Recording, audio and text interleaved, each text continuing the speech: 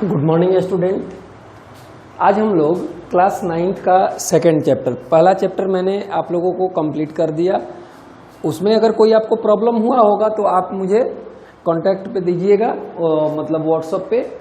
मैं उस क्वेश्चन को आपको डील करके सॉल्व करके आपको बताऊंगा। ऐसा नहीं है कि मैंने फर्स्ट चैप्टर छोड़ दिया, लेकिन आपके पास से कोई रिप्लाई नहीं मिला, इसके कारण मैं अब सेकंड चैप्टर आपका जो है वो मैं स्टार्ट कर रहा हूँ। तो बेटा सेकंड चैप्टर हम लोगों को पढ़ना है पोलिनोमियल। तो आप जैसा जानते हैं कि पोलिनोमियल जो है, polynomial is the part of the algebra, मतलब कि ये एल्जेब्रा का पार्ट है। और एल्जेब्रा जो है बेटा वो एल्जेब्रिक एक्सप्रेशन है। तो एल्जेब्रिक एक्सप्रेशन में हम लोगों को देखो पहले एल्जेब्रिक एक्सप्रेशन को समझना है। तो एल्जेब्रिक एक्सप्रेशन को समझने के लिए हम लोगों को बेटा समझना है कांस्टेंट, इसके बाद वेरिएबल और फिर ऑपरेटर। पहले तो ये तीन चीज हम लोगों को समझना है कि कांस्टेंट क्या है, वेरिएबल किसको कहते हैं और ऑपरेटर किसको कहते हैं। बात समझ में आ रहा है? तो बेटा देखो कांस्टेंट जो है मतलब कि कोई ऐसा सिंबल, बात समझ में आ रहा है, a symbol having the fixed value. मतलब मान लो कि कोई एक ऐसा सिंबल, जैसे मान लीजिए कि मैंने ये क्या है, आप कहोगे सर 5 है। बेटा देखो अगर ओरिजिनलिटी में देखा जाए तो ये एक सिंबल है और ये सिंबल जो है वो 5 को रिप्रेजेंट करता है। बात समझ में आ रहा है? ये एक तरह का सिंबल है। ये सिंबल जो है, जैसे आप लिख देते हो ऐसा, ये क्या है, ये एक सिंबल है और ये सिंबल 1 को रिप्रेजेंट करता है। लेकिन देखो अब बेटा ये सिंबल कभी भी 5 के अलावा किसी दूसरे वैल्यू को रिप्रेजेंट नहीं कर सकता है। ये सिंबल जो है वो 1 के अलावा किसी दूसरे वैल्यू को रिप्रेजेंट नहीं कर सकता है। बात समझ में आया? यानी कहने का मतलब क्या है कि इन सारे सिंबल्स के वैल्यू जो होते हैं वो फिक्स वैल्यू है। बात समझ में आ रहा है? इन सबके वैल्यू जो है वो फिक्स है। तो जितने भी तुम्हारे फिक्स वैल्यू वाले सिंबल्स हैं उस सिंबल्स को बेटा हम लोग कांस्टेंट कहते हैं। बात समझ में आ गया? वो जैसे देखो ये कोई जरूरी नहीं है कि वो पॉजिटिव ही हो सकता है कि वो निगेटिव भी हो सकते हैं, वो फ्रैक्शनल भी हो सकते हैं। जैसे मान लो 1/2 चाहे 3/5, बेटा वो रेशनल नंबर भी हो सकते हैं। बात समझ में आया? ये सारे वैल्यूज जो होते हैं वो अपने आप में कांस्टेंट होते हैं क्योंकि इनका अपना एक फिक्स वैल्यू होता है। बात समझ में आया? तो जिस सिंबल का अपना कांस्टेंट यानी फिक्स वैल्यू होगा उसको हम लोग कहते हैं बेटा अलजेब्रा की भाषा में कांस्टेंट। क्लियर हो गया? अब देखो अब हम लोग समझते हैं वेरिएबल। वेरिएबल भी एक सिंबल है बेटा, लेकिन ये ऐसा सिंबल है जिस सिंबल का कोई अपना वैल्यू नहीं होता है। इस सिंबल का वैल्यू आपके क्वेश्चन के वैल्यू पे डिपेंड करता है। मैंने क्वेश्चन को सॉल्व करने पर उसके वैल्यू जो है वो डिफरेंट हो सकते हैं, वो बदल सकते हैं। हो सकता है कि जैसे मान लीजिए बेटा इसके विषय में समझो, मान लो ये एक सिंबल है। अब ये सिंबल जो है वो आपने इस सिंबल का यूज 2 अलग अलग मैथ में किया। अब हो सकता है कि किसी एक मैथ को सॉल्व करके इसका वैल्यू जो है वो 1 आया और किसी एक को सॉल्व करने पर इसका वैल्यू 2 आया। मतलब कहने का कि x इज टू किसी में 1 भी आ सकता है, x इज टू कहीं 2 भी आ सकता है, मतलब कुछ भी आ सकता है। तो बेटा ये x का जो वैल्यू है वो फिक्स नहीं है, मतलब कि इसका वैल्यू जो है वो आपके क्वेश्चन पे डिपेंड कर रहा है। इसका अब देखो इसमें क्या था कि इसमें अपना वैल्यू था 5 जो है, ये सिंबल जो है वो सिर्फ 5 को ही रिप्रेजेंट करेगा, वो कहीं भी लिखा हुआ हो। ये वैल्यू जो है ये 1/1 को ही रिप्रेजेंट करेगा, 1 के अलावा किसी दूसरे नंबर को रिप्रेजेंट नहीं करेगा। लेकिन ये जो सिंबल है बेटा ये एक बार 1 को भी रिप्रेजेंट कर रहा है और ये एक बार 2 को भी रिप्रेजेंट कर रहा है, यानी कि इसका अपना कोई वैल्यू फिक्स नहीं है। ये क्वेश्चन के अनुसार अपना वैल्यूएशन जो है वो बदल देता है, मतलब कि इसका वैल्यू फिक्स नहीं है। तो इस तरह का जितना भी हम लोग सिंबल्स अपने मैथमेटिक्स में यूज करते हैं उस सारे को बेटा हम लोग वेरिएबल कहते हैं, जिनका वैल्यू फिक्स नहीं होता है। बात समझ में आ गया? कोई परेशानी नहीं होगी। मतलब देखो बेटा, इसमें अब मैं इसका एग्जाम्पल अगर तुमको बताऊं तो बेटा जितने भी आप लेटर्स यूज करते हो मैथमेटिक्स में, वो सारे जो हैं वो आपके वेरिएबल्स हैं। चाहे वो आप ए यूज करो या एक्स यूज करो, या मान लीजिए कि आपने एक ऐसा डब्बा ही सिर्फ बना दिया, ये भी एक तरह के वेरिएबल्स का वर्क करेगा। बात समझ में आया? क्योंकि इस डब्बे का कोई फिक्स वैल्यू नहीं है, इस डब्बा का वैल्यू कुछ भी आ सकता है। आप जब फिल इन द ब्लैंक्स करते हो, हर फिल इन द ब्लैंक्स का सिंबल इसी टाइप का दिया रहता है, लेकिन क्या हर फिल इन द ब्लैंक्स में आप एक ही सिंबल भर देते हो? माने एक ही चीज तो नहीं भरते हो ना, हर फिल इन द ब्लैंक्स के लिए अलग अलग वैल्यू डालते हो। तो ये इस तरह की चीजें जो है बेटा वो वेरिएबल्स कहलाती है, जिसका अपना कोई वैल्यू नहीं होता है। बात समझ में आ गया? तीसरा है बेटा ऑपरेटर। ऑपरेटर जो है वो दो टर्म्स के बीच में मतलब रिलेशन बताता है। जैसे मैं एक आपको सिंपल सा एग्जांपल देता हूं। मान लीजिए कि आप लिखते हो कि 2 + 2, तो आप तुरंत बताओगे सर इसका आंसर 4 होगा। बेटा यही तो सोचना है कि ये 4 क्यों होगा। मैंने तो आपको कुछ कहा नहीं, मैंने तो बोर्ड पे लिख दिया 2 + 2, लेकिन आपने इसका रिजल्ट 4 क्यों बताया? क्योंकि आप जानते हो कि ये जो सिंबल्स है ये ऐड करने के लिए अप्लाई किया जाता है। मतलब ये कि ये एक अलग टर्म हुआ और ये एक अलग टर्म हुआ, इन दोनों टर्म को ऐड करना है। ये बात आपको किसने बताया? तो ये सिंबल ने बताया, ये सिंबल बताया ना बेटा। तो यही जो सिंबल है, इसी सिंबल को हम लोग ऑपरेटर के नाम से जानते हैं। बात समझ में आया कि नहीं? बेटा दो टर्म के बीच का वो रिलेशन बताया ना आपको कि इन दोनों को क्या करना है। बात समझ में आ गया? तो जो दो टर्म के बीच का रिलेशन बताता हो उसको हम लोग कहते हैं मतलब आपके ऑपरेटर। क्लियर हो गया? ऑपरेटर आपके अलग अलग हैं, जैसे कि एडिशन भी है, मतलब कि प्लस का साइन भी ऑपरेटर में आता है, निगेटिव साइन भी ऑपरेटर में आता है, इनटू का साइन भी, मतलब इस तरह ये सब ऑपरेटर्स हैं। बात समझ में आया? जो कि दो वेरिएबल या दो कांस्टेंट या दो तुम्हारा एक वेरिएबल एक कांस्टेंट हो जाए, मतलब कि कोई भी किसी भी दो टर्म के बीच का वो क्या कराते हैं बेटा? वो रिलेशन बताते हैं कि इन दोनों टर्म को आपको क्या करना है, ऐड करना है या सबट्रैक्ट करना है या उसको मल्टीप्लाई करना है, जो भी करना है। बात समझ में आ गया?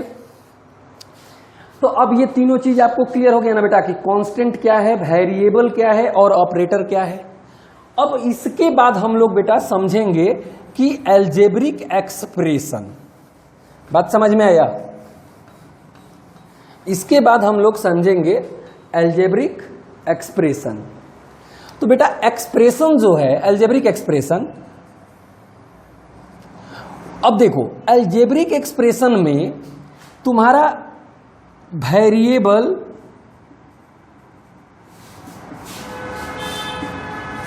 ऑपरेटर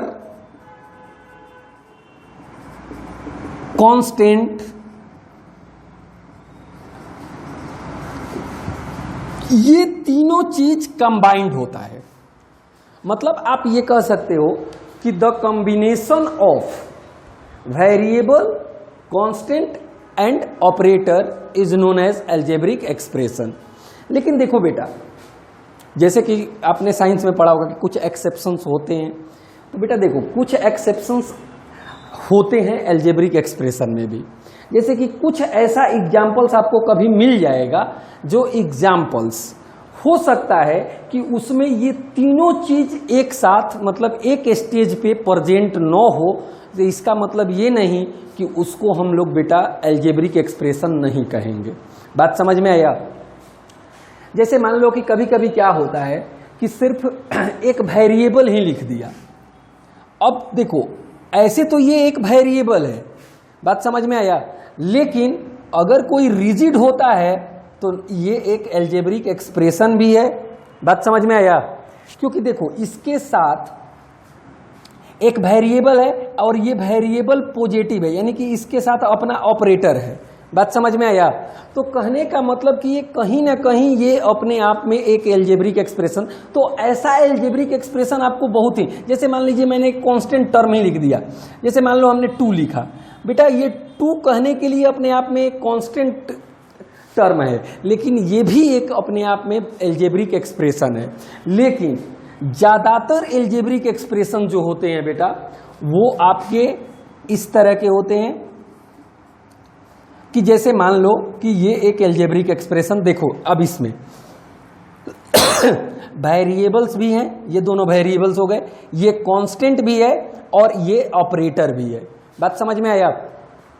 हो सकता है कि ऐसा मतलब कि एल्जेब्रिक एक्सप्रेशन हो जिस एल्जेब्रिक एक्सप्रेशन में टोटल मतलब कि ऑपरेटर यूज हुए हो, मतलब कि ऑल ऑपरेटर्स अगर यूज हुए हैं वो भी एक तुम्हारा एल्जेब्रिक एक्सप्रेशन होगा। हो सकता है कि कुछ ही ऑपरेटर्स उसमें यूज हुए हों, कुछ ऑपरेटर नहीं यूज हुए हों। बात समझ में आया? फिर भी उसको हम लोग एल्जेब्रिक एक्सप्रेशन कहेंगे। बात समझ में आ गया? अब हम लोग बेटा अपने मेन टॉपिक पे आते हैं, इस पोलिनोमियल पे। तो देखो एल्जेब्रिक एक्सप्रेशन से ही पोलिनोमियल जो है वो निकलता है। माने कहने का मतलब मेरा क्या है कि कुछ एल्जेब्रिक एक्सप्रेशन जो है वो पोलिनोमियल से बिलोंग करते हैं, बट कुछ एल्जेब्रिक एक्सप्रेशन जो है वो पोलिनोमियल नहीं होता है। बात समझ में आया?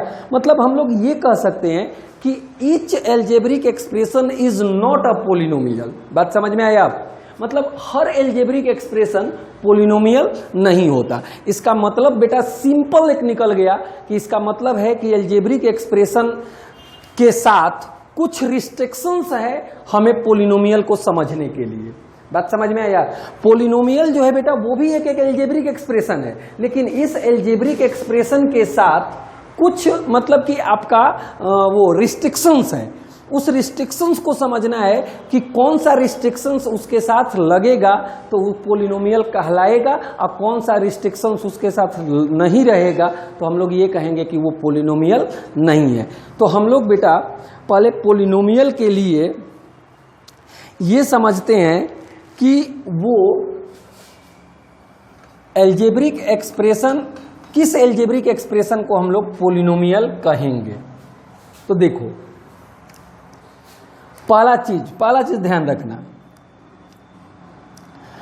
मतलब पहला चीज हमको ध्यान रखना है बेटा कि पावर ऑफ वेरिएबल, मतलब वेरिएबल का पावर जो है is not negative.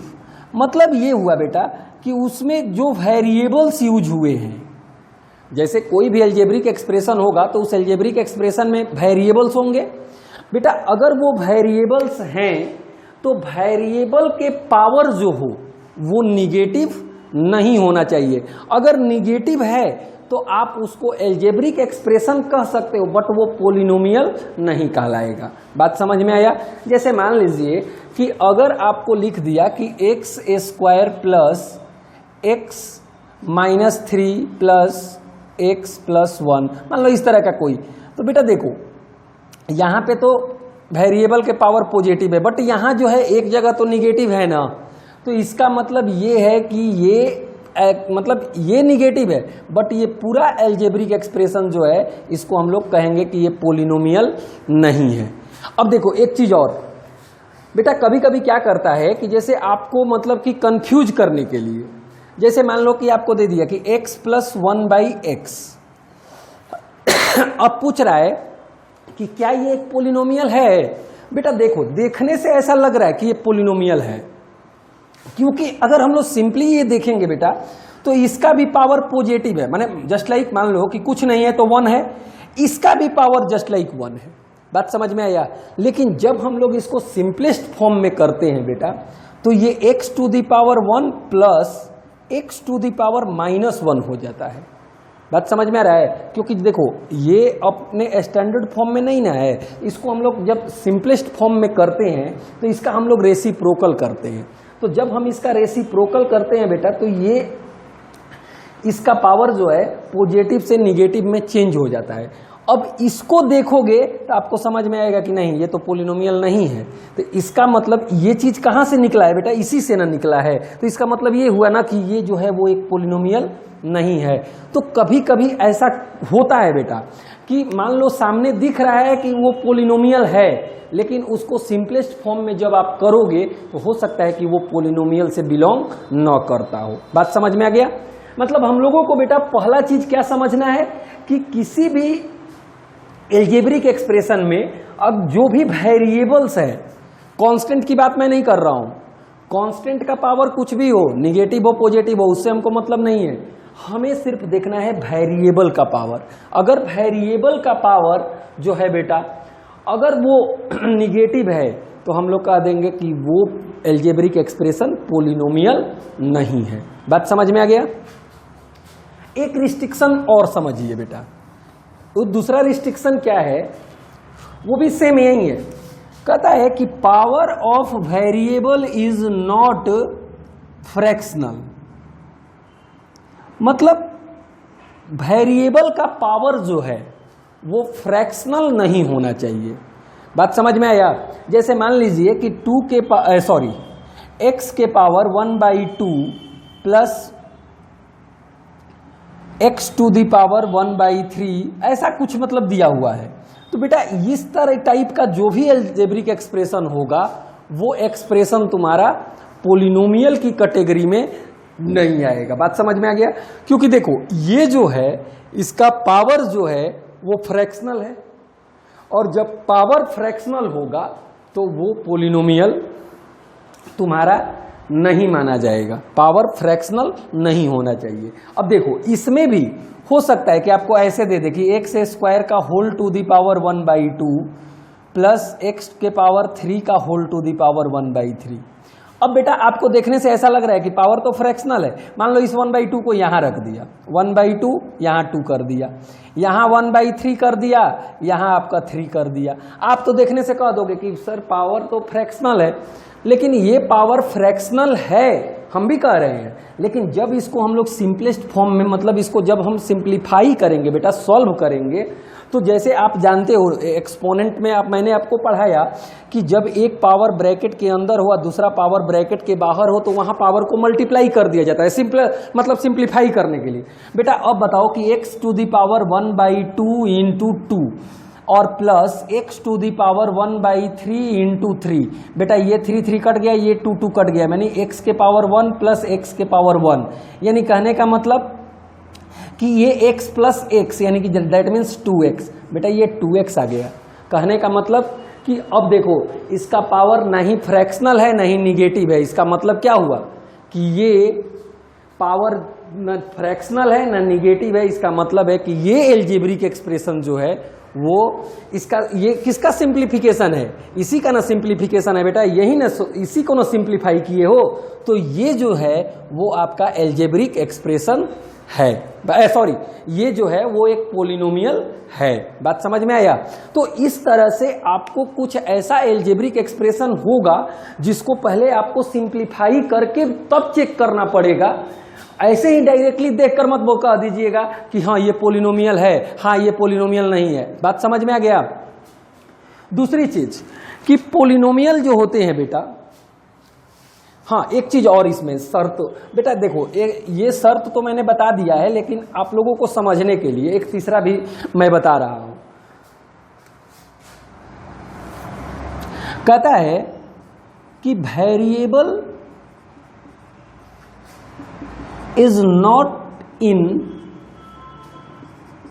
A square और क्यूब रूट।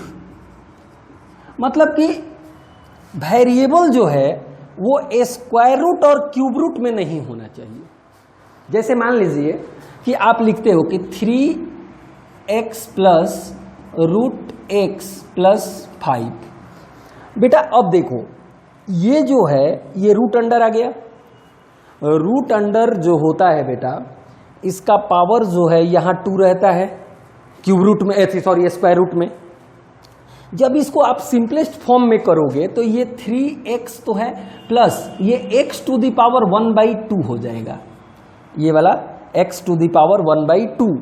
अब +5। बेटा अब देखो ये फ्रैक्शनल हो गया कि नहीं इसका पावर, मतलब देखो अगर यही रूट जो है x के साथ न रहकर √3 के साथ रहता, इसमें भी देखो ये वेरिएबल नहीं, सिर्फ रूट के अंदर 3, यानी अगर ये रूट में है तो हमको कोई प्रॉब्लम नहीं है, कोई परेशानी नहीं है, ये हो सकता है, ये पोलिनोमियल हो जाएगा। बात समझ में आया। लेकिन वेरिएबल जो है बेटा वो आपका कभी स्क्वायर रूट और क्यूब रूट में नहीं होना चाहिए। अगर कोई वेरिएबल स्क्वायर रूट या क्यूब रूट में आपका दिखाई दे रहा है, बात समझ में आ रहा है, तो बेटा आप कह दीजिए कि वो जो है वो अपने मतलब कि वो पोलिनोमियल नहीं है। बात समझ में आया। वो सिर्फ एल्जेब्रिक एक्सप्रेशन उसको कह सकते हो लेकिन उसको पोलिनोमियल नहीं कह सकते हो। बात समझ में आ गया। तो अब तो आपको पोलिनोमियल क्लियर हो गया होगा। अब पोलिनोमियल के बाद हम लोग बेटा देखते हैं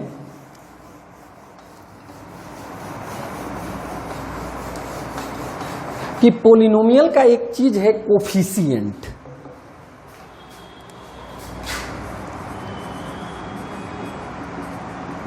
कोफिशिएंट,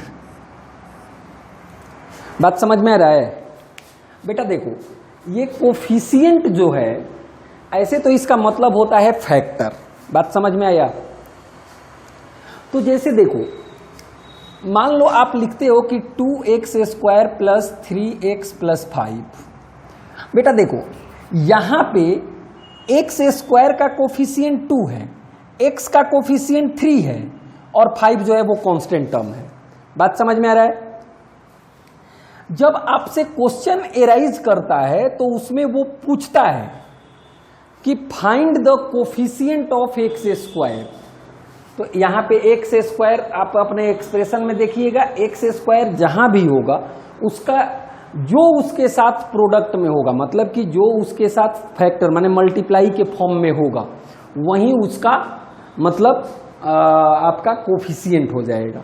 मान लीजिए कभी कभी ऐसा होता है बेटा कि x² + 3x + 5 मान लो ये दे दिया, तो ऐसी स्थिति में यहाँ पे कोई नंबर नहीं है। आप यही कहोगे x² का आपको कोफिशिएंट बताना है, तो बेटा यहाँ पे 1 जो है वो हिडन फॉर्म है, यानी कि छुपा हुआ होता है। तो कहने का मतलब कि अगर इस एक्सप्रेशन में x² का कोफिशिएंट पूछ रहा है, इस एक्सप्रेशन में अगर आपसे x² का कोफिशिएंट पूछ रहा है तो आप 1 लिखोगे, और अगर इस में पूछ रहा है तो आप 2 लिखोगे। बात समझ में आ रहा है। अब देखो अगर यही चीज मान लो कि जिसका कोफिशिएंट आपको पूछ रहा है अगर वो निगेटिव में है, बात समझ में आ रहा है। जैसे मान लीजिए कि इसमें पूछ रहा है कि इस पोलिनोमियल में x का कोफिशिएंट बताइए, तो आप 3 ना लिखकर -3 लिखोगे, क्योंकि x के साथ मल्टीप्लाई में यही ना 3 नहीं ना है बेटा। बात समझ में आ रहा है। अब देखो कभी कभी क्या करता है कि कोई ऐसे पोलिनोमियल, जैसे मान लो x + 5 दे दिया, अब पूछ रहा है कि x² का कोफिशिएंट बताओ। अब बेटा यहां पे हम देख रहे हैं कि इस पोलिनोमियल में तो x² है ही नहीं, और फिर हमसे क्वेश्चन जो है वो पूछ रहा है कि x² का कोफिशिएंट क्या होगा। जहां x² है उसका तो बता देंगे कि उसके साथ जो प्रोडक्ट के फॉर्म में, मैंने कहने का मतलब कि उसका जो मल्टीपल्स है उसको हम लिख देंगे कि ये इसका कोफिशिएंट है। बट जहां x² प्रेजेंट ही नहीं है और वहां पे अगर x का कोफिशिएंट पूछ रहा है, तो इसके लिए हम लोग क्या करेंगे बेटा कि देखो x² का कोफिशिएंट पूछ रहा है, तो इस एल्जेब्रिक एक्सप्रेशन के साथ एक x² हम अपने मन से लगाएंगे, लेकिन ऐसा x² लगाएंगे कि उस x² के लगाने से इस पोलिनोमियल पे कोई इफेक्ट न पड़े। यानी हम लिखेंगे बेटा इसको कि 0x² + x + 5। बेटा अब देखो अगर x का कोई भी वैल्यू आएगा तो x² जो है वो 0 बन जाएगा कि नहीं। तो इसका मतलब कि इसका कोई वैल्यूएशन है नहीं, सिर्फ हम देखने के लिए लगा दिए हैं। तो अब इसके अनुसार इसका कोफिशिएंट जो है वो 0 हुआ कि नहीं, यानी इस पोलिनोमियल में x² का कोफिशिएंट जो होगा बेटा वो क्या होगा, 0 होगा। बात समझ में आ गया। तो अगर मान लो कि कोई ऐसा चीज पूछ रहा है, कोई ऐसी चीज का कोफिशिएंट पूछ रहा है जो टर्म उस मतलब कि ये वो पोलिनोमियल में तुम्हारा प्रेजेंट नहीं है, तो उसके लिए इस तरह का काम आप कर लीजिएगा। बात समझ में आया? लेकिन हाँ, एक चीज ध्यान रखिएगा कि हम जो चीज ऐड कर रहे हैं उसके साथ वो उस पोलिनोमियल पे कोई इफेक्ट न डाले। बात समझ में आया? तो उसका कोफिशिएंट आप इस तरह से बनाकर अपने से तब लिखिएगा कि so the coefficient of x square is 0। बात समझ में आ गया? कोफिशिएंट के कहानी आप लोगों को अब इससे ज्यादा कुछ नहीं पढ़ना है। इसके बाद आता है बेटा डिग्री। अब देखो ये डिग्री क्या है, तो कहता है कि किसी पोलिनोमियल का जो मैक्सिमम पावर होता है। बात समझ में आ रहा है? यानी कि मैक्सिमम पावर या हाईएस्ट पावर जो है उसको हम लोग बेटा कहते हैं आपका डिग्री। जैसे मान लीजिए कि अगर हम लोग बेटा लिखते हैं कि x square plus x plus 1। अब देखो एक्स स्क्वायर जो है मतलब कि यहां पे एक्स का जो पावर है वो 2 है, यहां एक्स का जो पावर है वो 1 है, यहां चूंकि एक्स नहीं है तो इसका पावर जो है वो 0 है। बेटा कहने का मतलब कि मैक्सिमम पावर जो इसमें है, मैक्सिमम पावर जो है वो तुम्हारा कितना है? 2 है। तो इस पोलिनोमियल की डिग्री जो होगी बेटा वो तुम्हारा 2 होगा। बात समझ में आ रहा है? इसका डिग्री जो होगा वो 2 होगा। क्लियर? जिस पोलिनोमियल में हाईएस्ट जो पावर होगा, बात समझ में आ रहा है, वो तुम्हारा डिग्री कहलाएगा। क्लियर? हाँ, कभी कभी ऐसा होता है तो वो मैं आगे आपको बताऊंगा कि जैसे कि कोई मान लो कि सिर्फ नंबर दे दिया है, जैसे उसको हम लोग कहते हैं बेटा कांस्टेंट पोलिनोमियल। बात समझ में आया? तो कांस्टेंट पोलिनोमियल की डिग्री जो होती है वो 0 होती है। बात समझ में आया? जैसे मान लो कि कभी कभी ऐसा करता है कि कोई वेरिएबल नहीं दिया, वेरिएबल देगा तब ना आपको पावर, मैक्सिमम पावर देखकर आप डिग्री लिख दोगे। बात समझ में आया? मान लो कि आपको सिर्फ 5 दिया है, अब पूछ रहा है कि अब इसकी डिग्री बताओ, तो ऐसी स्थिति में आप ये देख रहे हो कि ये कांस्टेंट टर्म है। बात समझ में आया? तो बेटा जब कोई कांस्टेंट टर्म हो, उस कांस्टेंट टर्म के साथ कोई वेरिएबल यूज नहीं हुआ हो, तो आप उसकी डिग्री जो है वो 0 लिखोगे, क्योंकि कांस्टेंट पोलिनोमियल की डिग्री, क्वेश्चन पूछता है कि right the coefficient of the right the degree of the constant polynomial. तो आपको याद रखना है कि कांस्टेंट पोलिनोमियल की डिग्री जो है वो 0 के बराबर होती है। बात समझ में आया? और एक होता है बेटा 0 पोलिनोमियल। अब देखो कांस्टेंट में भी तो 0, देखो कांस्टेंट पोलिनोमियल में कोई भी नंबर आता है। बात समझ में आया? हर न्यूमेरिक वैल्यू जो है वो कांस्टेंट पोलिनोमियल में आता है, लेकिन 0 को छोड़कर। 0 जो है वो अपने आप में पोलिनोमियल है। 0 पोलिनोमियल एक होता ही है। बात समझ में आया? तो 0 एक ऐसा पोलिनोमियल है जिस पोलिनोमियल की डिग्री जो है आने वाला चीज है। एक कांस्टेंट पोलिनोमियल की डिग्री 0 होती है, ये याद रखना है। और दूसरा कि 0 पोलिनोमियल की डिग्री जो होती है बेटा वो आपका आंसर होगा नॉट डिफाइंड, मतलब अभी तक पता ही नहीं है। बात समझ में आया?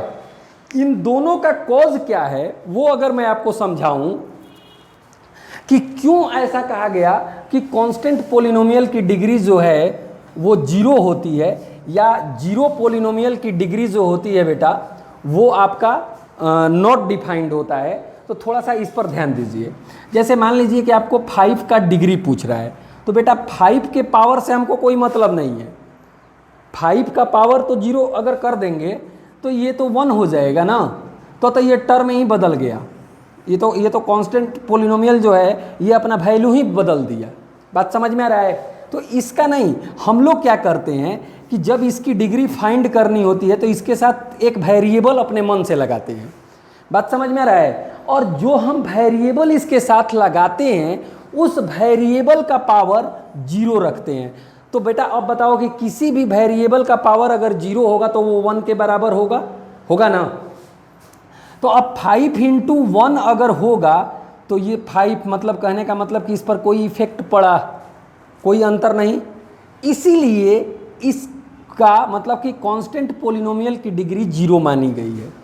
और 0 पोलिनोमियल का डिग्री इसलिए डिफाइंड नहीं कहा जाता है कि अगर 0 के साथ कोई वेरिएबल लगाते हैं बेटा, अब इसका पावर आप 0 करो या इसका पावर आप 1 करो या इसका पावर आप 2 करो या 5 करो, कुछ भी करोगे इज इक्वल टू ये 0 ही, सब 0 ही देगा, देगा कि नहीं देगा। अब बताओ कि हम इसका डिग्री क्या माने, 0 माने कि 1 माने कि 2 माने कि 3 माने कि 5 माने, क्या माने। इसलिए ये कहा गया कि इसकी डिग्री जो है वो डिफिनिट नहीं हो पा रही है, इसलिए इसको लिखा गया है कि 0 पोलिनोमियल की जो डिग्री है वो नॉट डिफाइंड है। बात समझ में आ गया, क्लियर। तो अब देखो बेटा, अब हम लोगों को पढ़ना है, आप लोगों को एक चीज और, कि डिग्री के बेस पे, अब देखो अब हम लोगों को पढ़ना है पोलिनोमियल का बंटवारा। बात समझ में आया बेटा। पोलिनोमियल का बंटवारा जो हुआ था वो 2 तरीके से किया गया था, एक on the basis of term और एक ऑन द बेसिस ऑफ वो क्या कहते हैं, डिग्री।